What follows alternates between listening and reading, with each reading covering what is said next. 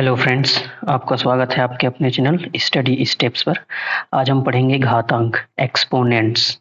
इससे पहले अगर आप चैनल पर नए हैं तो कृपया चैनल को सब्सक्राइब जरूर करें ताकि आपको ऐसे वीडियो के नोटिफिकेशंस मिलते रहें। कल हमने घातांक के नियम पढ़े थे पिछली वीडियो में। आज हम घातांक के कुछ प्रश्न लेंगे। इससे पहले समझ लेते हैं कि घातांक है क्या। देखिए, यहाँ पे ऋण 5 के ऊपर एक संख्या 3 लिखी हुई है, तो ऋण पाँच को कहेंगे हम आधार यानी कि बेस। ऐसी संख्या जिस पर कोई दूसरी संख्या लिखी हो तो यह संख्या कहलाती है आधार, यह कहलाती है आधार। और ऊपर में जो संख्या लिखी हुई है उसको कहते हैं घात। तो चलिए, ऋण 5 के ऊपर 3 का घात लगा हुआ है और उसी प्रकार से ऋण 2 के ऊपर 6 का घात लगा हुआ है। ऋण 2 आधार है यानी कि बेस है और इसके ऊपर एक संख्या 6 लिखी हुई है, इसी को घात कहा जाता है। तो इसको सरल रूप में कैसे लिखेंगे? ऋण 5 का घात 3 है, तो ऋण 5 गुणा ऋण 5 गुणा ऋण 5, अर्थात अगर उस पर घात 3 लगी हुई है तो उसका 3 बार गुणा करना है। चलिए इसका गुणा कर देते हैं। देखिए, 5 पंचे हो गया 25 और 25 पंचे हो गया 125। ऋण ऋण धन और धन और ऋण ऋण। ठीक है, विषम घात लगा है तो ऋण लगा ही रहेगा, हटेगा नहीं। अगर ये घात सम संख्या रहता है जैसे 2 4 6 8 तो ये चिन्ह ऋण हट जाता। चलिए 125 लिखें या ऋण 5 का घात 3 लिखें, ऋण 125 लिखें या ऋण 5 का घात 3 लिखें, बात एक ही है। ये लिखने का तरीका बदल जाता है, दोनों का तात्पर्य एक ही है। घात 3 लगा है इसलिए 3 बार गुणा किए। चलिए यहाँ पे ऋण 2 का घात 6 है, तो ऋण 2 गुणा ऋण 2 गुणा ऋण 2 गुणा ऋण 2, 1 2 3 4 हो गया, गुणा ऋण 2 गुणा ऋण 2। इस तरह से इसको हम 6 बार गुणा करेंगे। तो चलिए इसका गुणा करेंगे। 2 दूने 4, 4 दूने 8, 8 दूने 16, 16 दूने 32, 32 दूने 64। यहाँ पे देखिए जो घात है वो सम संख्या का है, इसलिए ऋण यहाँ पे हट गया, ये हमारा आंसर हो जाएगा। चलिए अब एक दूसरे सवाल की ओर चलते हैं। चलिए दोस्तों, हमने एक अगला सवाल ले लिया है 15 गुणित 15 का घात 25। तो देखिए यहाँ पे जो आधार है दोनों का सेम है, यहाँ पे भी 15 है, यहाँ पे भी, इसको आधार बोलते हैं।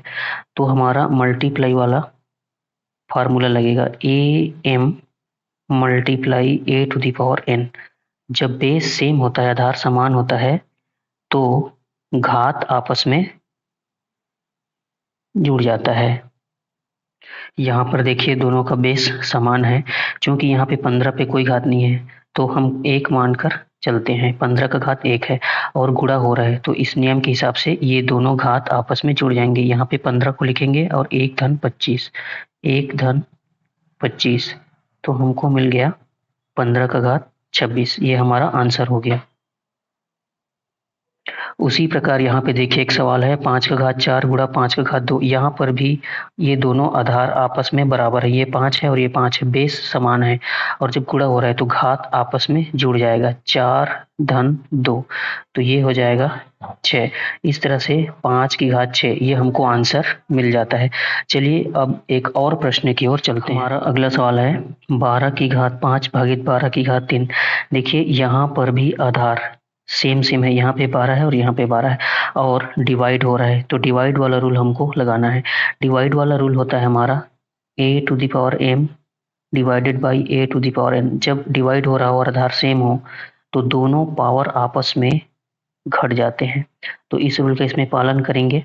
यहाँ पे लिख देंगे 12 और 5 में 3 घट जाएगा, 5 माइनस 3, तो हमको मिल जाएगा 12 टू दी पावर 2, 12 का घात 2। इस तरह से हमको इसका आंसर मिल जाता है। चलिए एक और प्रश्न है minus p to the power 14 divided by minus p to the power 7।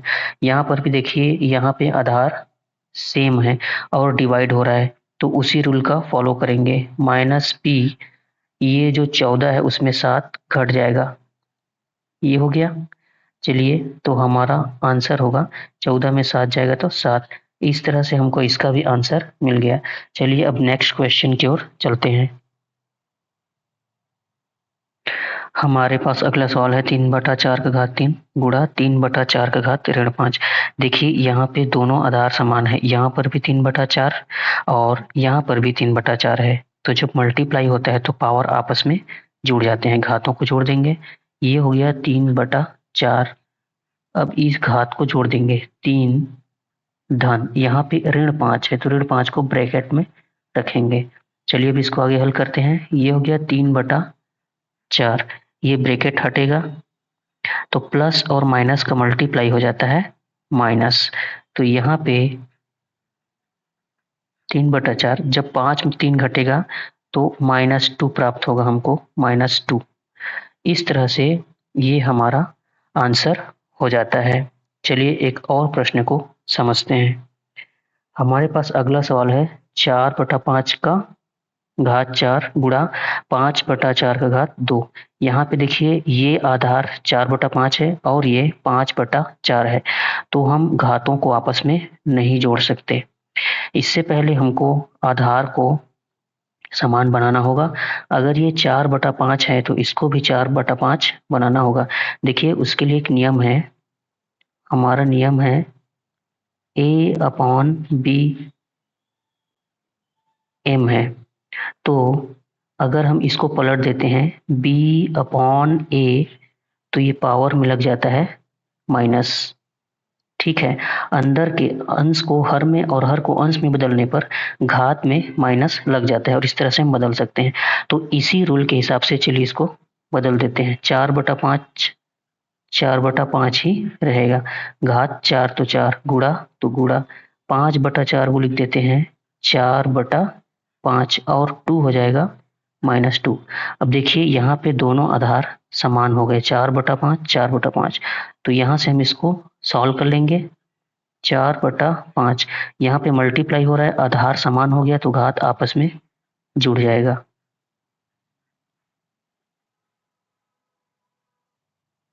देखिए अब हम यहाँ पे कोष्टक को हटाएंगे, यहाँ पे 4/5 लिख लिया। 4, ये कोष्टक जैसे ही हटेगा धन और ऋण का गुणा हो जाएगा ऋण। ये चलिए इसको हल करते हैं। 4/5, 4 ऋण 2, ये हमको प्राप्त होगा 4/5 इस तरह से हमको इसका आंसर मिल गया। अब नेक्स्ट क्वेश्चन की ओर चलते हैं। चलिए हमने एक अगला सवाल ले लिया है, इस सवाल को हल करके हमको शून्य लाना है। देखिए यहाँ पे ध्यान से देखिए, यहाँ पे 5/7 है और यहाँ पे 7/5 है। ठीक उसी प्रकार यहाँ पे 3/19 और यहाँ पे 19/3 है। अर्थात यहाँ पे आधार दोनों, यहाँ पर दोनों का आधार अलग अलग है। यहाँ पे 5/7, यहाँ पे 7/5, यहाँ पे 3/19, यहाँ पे 19/3। तो हमको दोनों के आधार को समान बनाना होगा इस सूत्र के हिसाब से। तो चलिए 5/7 है गुणा 7/5 को हम पलट कर लिख देंगे 5/7 और इसका घात जो 7 था वो हो जाएगा अब ऋण 7 इस सूत्र के हिसाब से।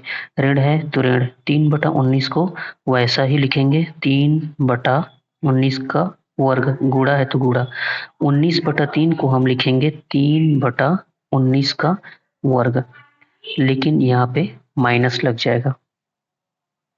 अब देखिए यहाँ पर आधार जो है समान हो गया और यहाँ पर भी आधार समान हो गया।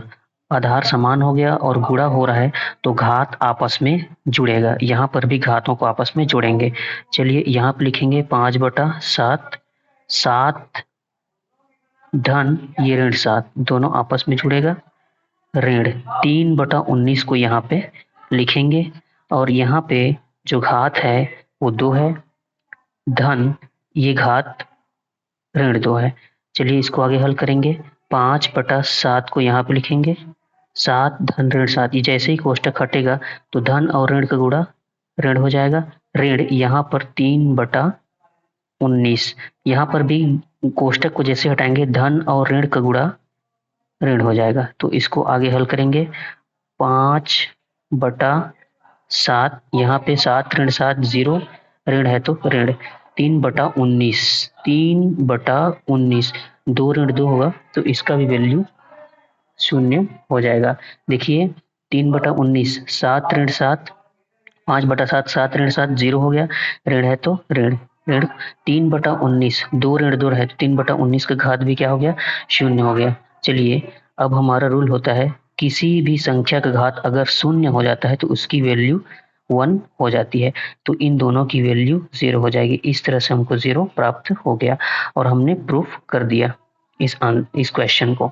आशा करता हूँ आप बहुत अच्छे से इसको समझ पाए होंगे। ऐसे ही वीडियो देखने के लिए कृपया हमारे चैनल को सब्सक्राइब जरूर करें। तब तक के लिए धन्यवाद। जय हिंद।